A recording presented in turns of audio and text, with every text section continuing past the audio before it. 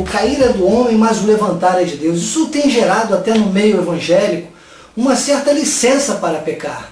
E sequer isso está na Bíblia. Este texto tão conhecido no meio evangélico, o cair é do homem, mas o levantar é de Deus, não está na Bíblia.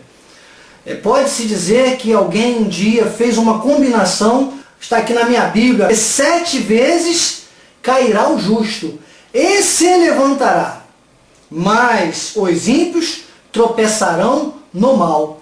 O sábio faz uma separação entre o ímpio e o justo. Ele diz, o justo pode cair 7 vezes, mas se levanta. O ímpio não, o ímpio tropeça no mal, ou seja, ele não distingue o que realmente é a vontade de Deus e ele tropeça no mal. É como diz o salmista também no Salmo 1, quando ele fala que bem-aventurado é aquele que não anda no conselho dos ímpios, não se detém no caminho dos pecadores, não se assenta na roda dos escarnecedores, antes o seu prazer está na lei do Senhor, e na sua lei medita de dia e de noite. Ele é como uma árvore plantada junto a ribeiros de águas, no devido tempo dá o seu fruto. Depois ele fala, os ímpios, porém, não são assim.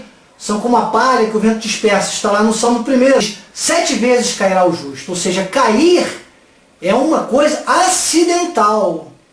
Acidentalmente o justo cai. E o ímpio? O ímpio não. O ímpio ele tropeça o tempo todo. Quem é que fica tropeçando o tempo todo? São pessoas que não têm a visão de Deus. Não têm a palavra como lâmpada para os seus pés e luz para os seus caminhos. Quem está estabelecido na palavra, quem está alimentado pela palavra, bem alimentado, ele não tropeça. Ele pode até cair. Que cair é esse? É um cair acidentalmente, é um cair que muitas vezes pode ocorrer porque nós estamos presos ainda a uma carne, sabe, que é tendenciosa, a uma carne que é corruptível. Por que 7 vezes? Esse número 7 é o número da perfeição. Quando a Bíblia fala número 7, ela fala de perfeição. Então, 7 vezes significa um tempo de Deus, significa um trato de Deus para com os seus filhos. Então, volto a dizer, quem usou este texto? Ovelhas acham que isso é um texto bíblico, como se fossem textos bíblicos, o cair é do homem, o levantar é de Deus. Pode ter feito uma combinação de Provérbios 24:16, que eu já li para vocês, com o Salmo 37, no versículos 23 e 24. Os passos do homem bom são confirmados pelo Senhor, e ele deleita-se no seu caminho. Ainda que caia, não ficará prostrado, pois o Senhor o sustém. Então, talvez tenham feito essa combinação. Mas o que nós temos que entender aqui é que este fala de Provérbios, diz que se uma pessoa é justificada por Deus, ela pode cair, ela pode ter quedas na sua vida que estariam limitadas a um tempo de Deus, a um momento de Deus, de aperfeiçoamento, sabe? A um projeto de Deus, que no caso seria o número 7. O número 7 é o número da perfeição, o tempo de Deus. Isso não pode dar licença a ninguém para pecar. Porque o cair, para aquele que é justo, sabe? Ele não tem que ficar, olha, caí aqui, escorreguei numa casca de banana. Não pode ficar toda hora dando desculpas para pecar. Senão ele entra num ponto de Deus, que está em Hebreus, e também no Salmo 89, no Salmo 89, o Senhor diz claramente a Davi, olha, se os seus filhos desprezarem a minha lei, não andarem nos meus estatutos, negarem os meus preceitos, meus mandamentos, eu punirei com varas as suas transgressões e com açoites as suas iniquidades, mas jamais retirarei deles a minha bondade, nem desmentirei a minha fidelidade. Mas é uma palavra também muito interessante para trazer aqui com você, está em Hebreus. Hebreus capítulo 12, diz assim, no versículo 6, porque o Senhor corrige o filho que ama e açoita a todo filho que recebe. Não há como uma pessoa passar desta vida para a glória de Deus sem o açoite. O açoite significa açoitar, cortar, desligar, encerrar. O açoite, na verdade, é quando há este corte da nossa vida terrena para a vida espiritual. Quando Deus ceifa a vida, quando Deus nos retira desta terra, quando diz Eclesiastes, o pó volta ao pó e o espírito para Deus que o deu. Então, neste momento é o açoite. E quando há o açoite de Deus, ocorre de duas maneiras. Pode ser no tempo de Deus devido, ele pode ser também por uma morte prematura, resultante de uma desobediência. Por isso que nós não devemos negligenciar. Por isso que nós devemos seguir o plano perfeito de Deus, para que nós o quê? Alcancemos o perfeito galardão. Agora, se você insiste em pecar, sabe, diz que a palavra que você pode chegar a esse ponto. Aquele que ele entende Deus pela sua soberania, que deve permanecer, que é importante estar nesta terra, ele vai corrigindo. Isto tudo está dentro de um processo de Deus para as nossas vidas. E o interessante é que o versículo 7 de Hebreus capítulo 12 diz assim: se suportais a correção de Deus, ele vos trata como filhos. Porque que filho há a quem o pai não corrige?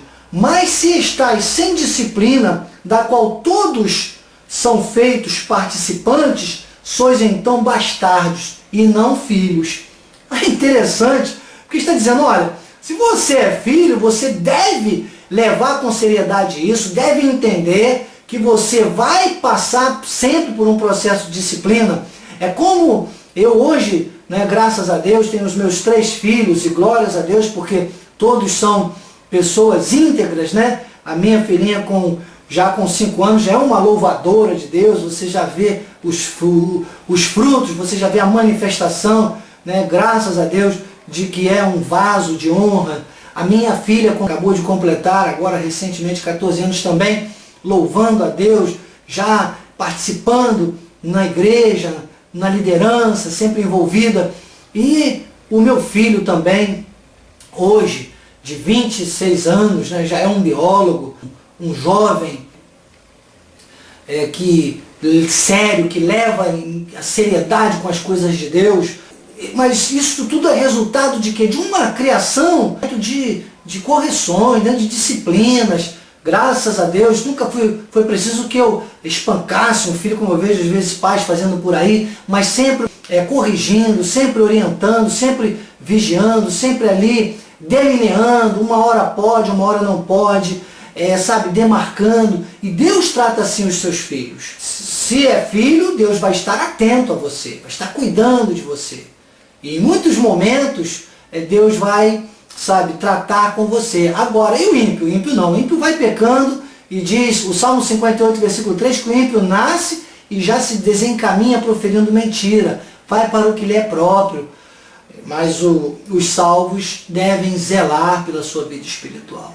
Entenda que o justo, ele deve viver com responsabilidade, entendendo, observando. Deus nos dá toques diários.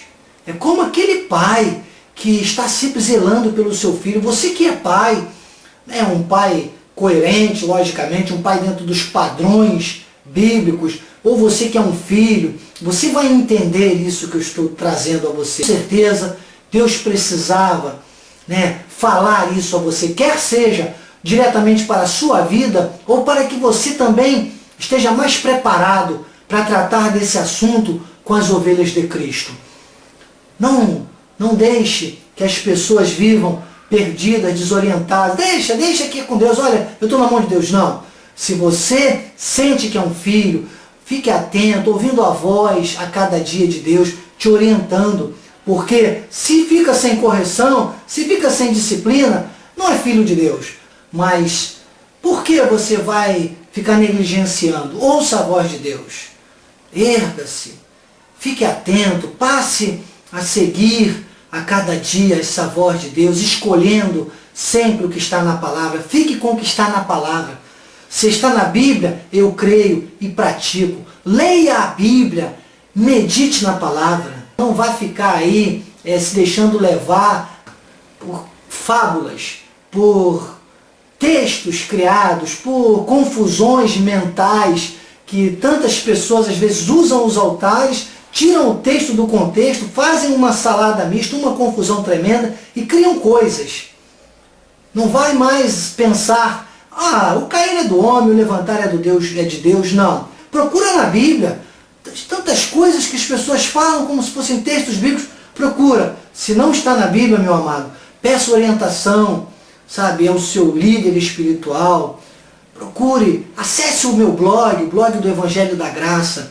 Procure respostas, mande perguntas para mim. Se você tem dúvidas, me mande perguntas, eu vou ter o maior prazer em lhe responder. Se eu não tiver na hora o esclarecimento, pedirei a Deus, vou meditar na palavra, mas tenho certeza que Deus vai me usar para abençoar a sua vida. Agora, não se deixe mais ser levado, sabe, por raciocínios falazes, por vãs filosofias, como disse o apóstolo Paulo, encantadores. Não são pessoas, sabe, que realmente estão preparadas para te orientar.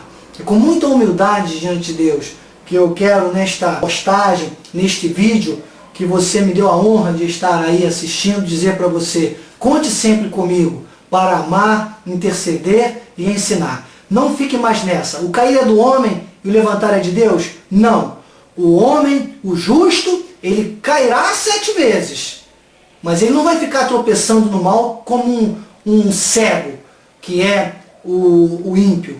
Não. Ele vai entender, ele vai ouvir a voz de Deus e vai entender que ele precisa suportar esta correção porque ele é filho de Deus. É como o apóstolo Paulo disse, desventurado homem que sou, em algumas traduções, miserável homem que sou, quem me livrará do corpo dessa morte? Entender que você é carne e é espírito. Entender que você precisa estar atento à palavra. Eu gosto muito da passagem, estou encerrando, mas da passagem de Gálatas 5,16, porque Gálatas 5,16, o apóstolo Paulo diz, andai no Espírito. É como se ele sacudisse você e dissesse, olha, digo porém, que antes de ele dizer andai no Espírito, ele diz, eu gosto muito da Bíblia Revista e Atualizada, João Ferreira de Almeida. Na sua linguagem, é uma tradução que traz bem essa veemência e diz, olha, digo porém, andai no Espírito. Esse andar no Espírito é ter a sua vida, o seu espírito bem alimentado pela palavra. É entender que você é carne. Pois ele fala das obras da carne, fala do fruto do Espírito. E ele diz, olha, se você anda no Espírito, você não satisfaz. Ou seja, você pode cair. Dentro de um projeto de Deus, dentro de um tempo de Deus, pode cair. Mas você não vai ficar tropeçando no mal toda hora. Porque você é justo, você não é ímpio. Eu quero me colocar à sua disposição mais uma vez. E dizer, sabe, que Deus possa usar este momento para esclarecer e tornar de você uma pessoa, um cristão mais forte, mais coerente, mais centrado na palavra e mais preparado também para falar àqueles que te ouvem. Eu sou o Bispo Daniel Anacleto, muito obrigado, graça e paz.